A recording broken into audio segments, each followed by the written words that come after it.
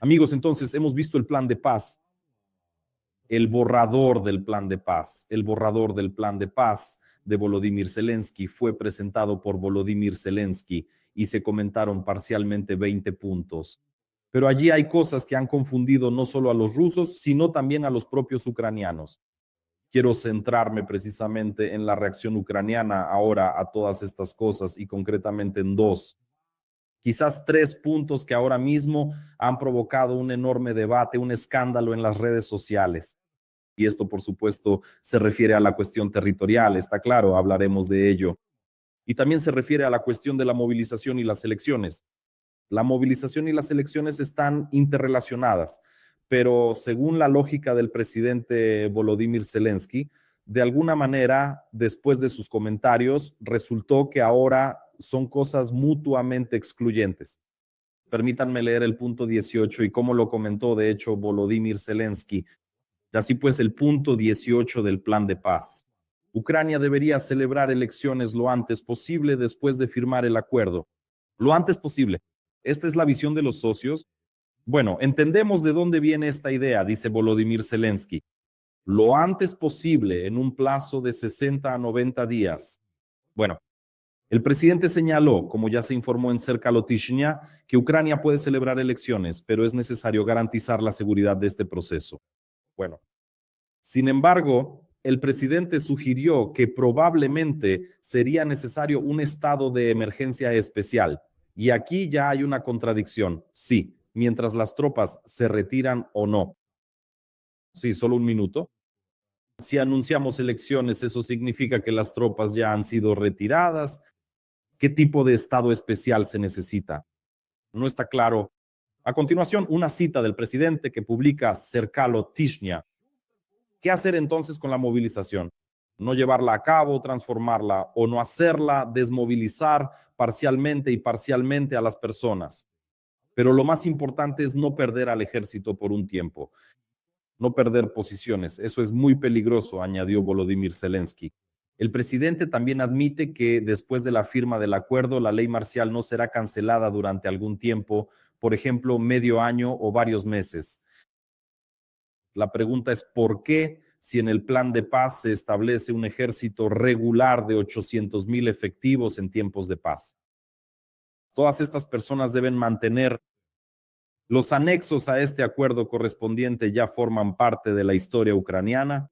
Me parece que quien quiera quedarse después de 4 años allí o después del tiempo pasado allí bajo contrato, por favor, eso debe proponerse y no decir que la guerra ha terminado, se ha firmado la paz y todos, por lo tanto, deben quedarse allí aún por algún tiempo. Y además, las elecciones sí que deben celebrarse con algún tipo de transición. Ahora estoy completamente de acuerdo, ahora les voy a leer citas y publicaciones de diputados del pueblo que son completamente opositores, por supuesto, al partido servidor del pueblo y a la oficina del presidente. Por ejemplo, Shelesniak escribe, quizás alguien me lo pueda explicar correctamente. Entiendo esta genial, entre comillas, idea del presidente.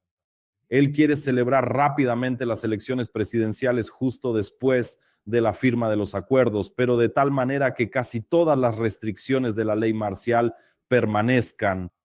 Les recuerdo, allí hay restricciones tanto para las reuniones como para la libertad de expresión y solo después levantarlas. Genial. ¿Qué otras opiniones puede haber aquí?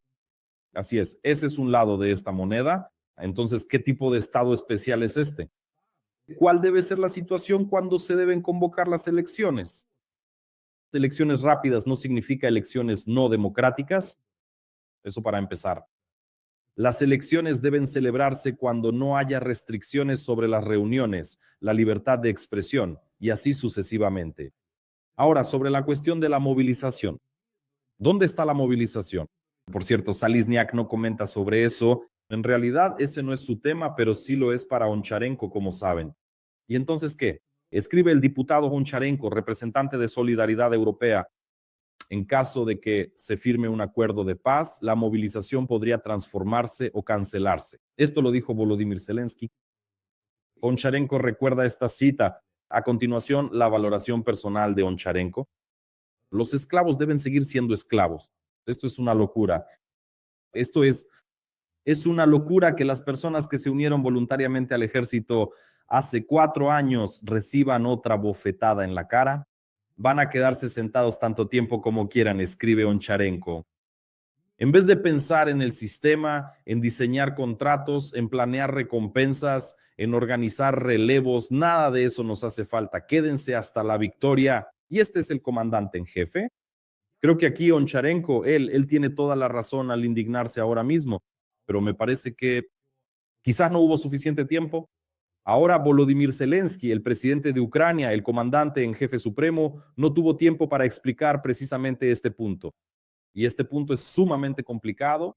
No solo tenemos que lidiar constantemente con los rusos y esperar sin haber recibido aún ninguna reacción de su parte, ya sabemos que será negativa, que todo esto se va a estancar, que no habrá ningún alto el fuego ni paz para Navidad como quería Trump, que tal vez sea en 2026 y bueno, tal vez ni siquiera sea en 2026, como si eso no fuera suficiente. Además, tenemos que salir y contar que tenemos esta visión que nadie entiende, que nadie puede comprender por qué hay una falta de comunicación.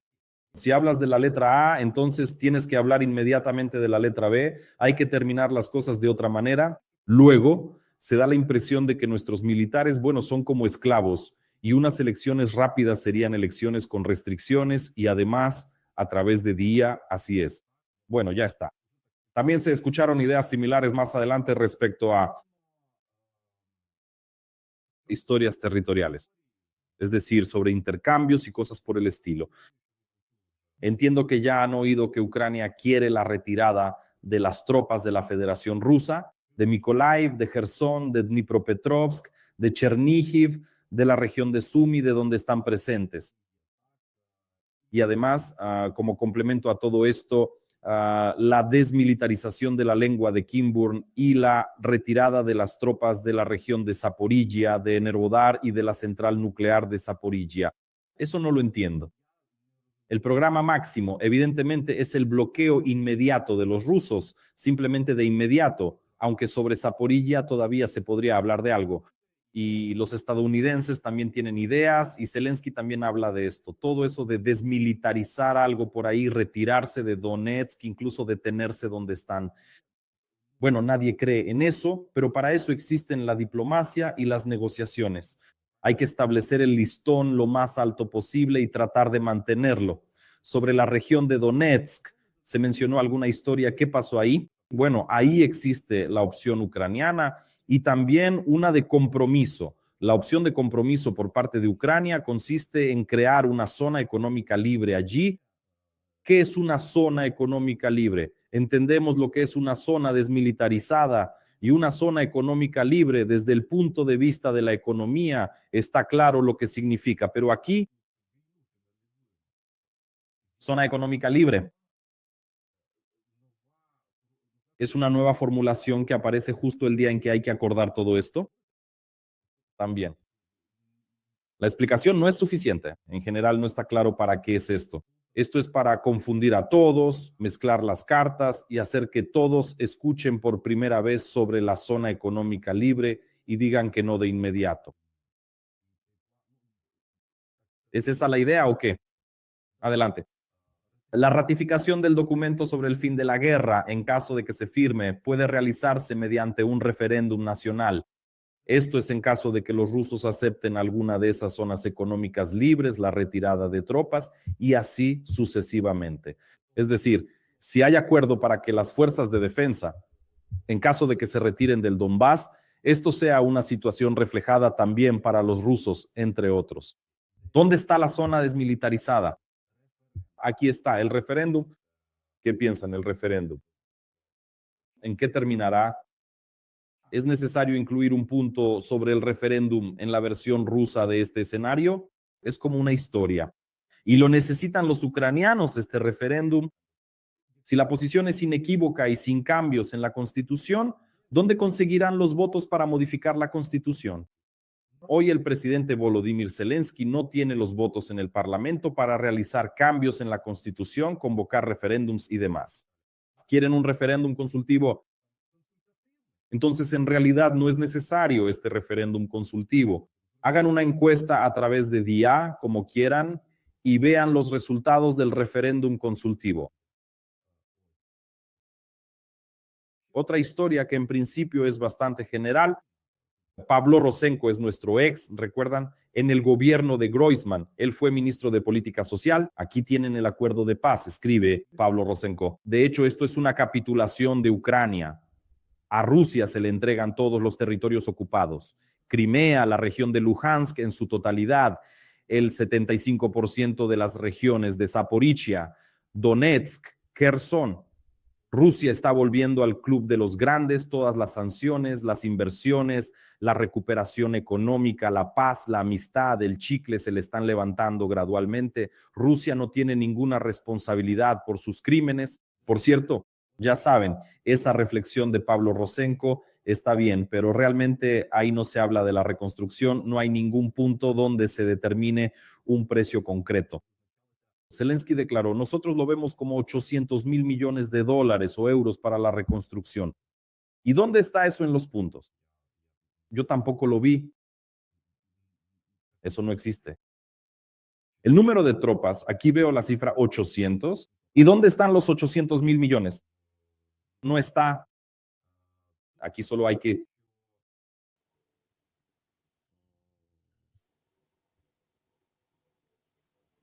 Yo estoy mirando. Programas educativos en las escuelas, libre comercio con Estados Unidos. Se han creado varios fondos para resolver cuestiones de reconstrucción. Meta, y por eso no presté atención. Meta. Bueno, 800 mil millones meta. Bueno, está bien. Ahora la meta era 160 y recibieron 90 para 2 años. Y ahora tienen una meta de 800. Esto es simplemente para que en general no se paguen reparaciones a Ucrania por parte de Rusia. Sí, el paquete de desarrollo global, este es el punto 8, que será definido en un acuerdo separado sobre inversiones, no sobre reparaciones. También es muy interesante. Ahora resulta que en el siglo XXI realmente se puede ir a la guerra, a pelear y todo bien. ¿Para qué pagarle reparaciones a alguien? Ucrania recibe unas garantías de seguridad poco claras. Si Rusia ataca de nuevo, habrá una respuesta militar. En realidad, también es una buena pregunta, así es como suena. Si Ucrania invade, esto es desde el lado ucraniano, invade Rusia o sin provocación, abre fuego contra territorio ruso, las garantías de seguridad se considerarán inválidas. Y una buena pregunta es, ¿quién determinará si hubo provocaciones o no? Es decir, Rusia misma puede disparar hacia su lado y luego decir que fue Ucrania y así salir del acuerdo. ¿Qué es esto? A los rusos definitivamente les gustará este punto. Monitoreo de la línea de contacto, bueno, algo así como Rosenko, que esto ya ha pasado. Y resumiendo, sin duda, no escribo sobre planes de paz, porque ya hace tiempo dije, expliqué y mostré que ningún documento será firmado mientras exista el régimen de Putin. Sin duda es fundamental. La guerra continúa y la falta de voluntad del liderazgo del país para tomar decisiones largamente esperadas y militarizar el Estado nos lleva a que ahora todos estemos en un hospicio. Tratamiento sintomático en lugar de quimioterapia quirúrgica. Pasos, sí, pasos, eso es sobre centavos en vez de verdaderos avances, así es. Bulgakov en lugar de Sirski. Niebla en vez de un plan. Declaraciones en vez de decisiones. La decisión, amigos, ahora la más sensata es una sola. Pues Madyar escribió una historia así que el punto 14. El punto 14, por supuesto, es el más difícil, pero miren lo que está escrito arriba. De 32 a 35 mil rusos cada mes se suman al ejército de la Federación Rusa, del ocupante. Según sus cálculos, de 24 a 26 mil al mes son desmilitarizados por los drones de las Fuerzas Armadas de Ucrania. Se entiende que llegan 35 mil, pierden 20 mil, quedan 10, ¿verdad? Son eliminados, alcanzados por la artillería y así sucesivamente. Para equilibrar el balance, escribe Madyar, llegan y se van, todavía hay en qué trabajar. Recordemos que el recurso máximo mensual de movilización desde Rusia puede ser de 50 a 60 mil, lo que crea un excedente peligroso de rusos en la línea del frente. Seguimos trabajando, pájaros. Esta historia, en realidad, estos cálculos, si dejamos las sanciones de lado, es un cálculo puramente militar. Esto ya lo escucho por segunda vez, no solo del comandante de las fuerzas de sistemas no tripulados. Brovdi Madjar, un nombre que resuena con importancia, también lo escuché directamente del jefe del tercer cuerpo, que es nuestra destacada y formidable tercera brigada de asalto, una unidad que ahora opera como un cuerpo completo, ya saben, bajo la dirección de Viletsky. Él dice más o menos lo mismo. Él habla de un punto muerto estratégico y verdaderamente significativo para las fuerzas rusas, una situación que podría ocurrir en condiciones muy similares, especialmente si el techo de la movilización de tropas choca de manera abrupta y contundente con el techo de las pérdidas humanas y materiales que están sufriendo. Me puse a revisar a propósito los vertederos de Telegram. Antes de este repaso de los canales rusos, les diré que realmente este tema suena más fuerte ahora, pero los blogueros Z lo atribuyen todo al argumento de que, bueno, nosotros estamos a la ofensiva y quien ataca siempre pierde más. Además, la resistencia por parte de las Fuerzas Armadas de Ucrania es bastante fuerte. Bien, es decir, ellos realmente lo sienten profundamente, pero es absolutamente necesario lograr que la destrucción sea mucho más eficiente y efectiva en su propósito. La destrucción puede ser más eficiente, amigos. Solo gracias a las significativas inversiones financieras y estratégicas en el abastecimiento y la modernización de las Fuerzas Armadas de Ucrania se ha logrado este avance crucial. Tecnológica. La guerra tecnológica puede cambiar toda esta historia. La guerra tecnológica ahora está causando pérdidas, ¿no?, sobre las que escribe Madyar. Y Madyar está seguro de que tecnológicamente se puede llevar esas pérdidas del enemigo, del ocupante, al nivel necesario, para que ese estancamiento del que ya habla Viletsky llegue más rápido. Pero con todo esto es importante que nosotros no lleguemos a un estancamiento político. Estos borradores de paz, hay que recordar, los escribimos en primer lugar para nosotros mismos, no para los rusos.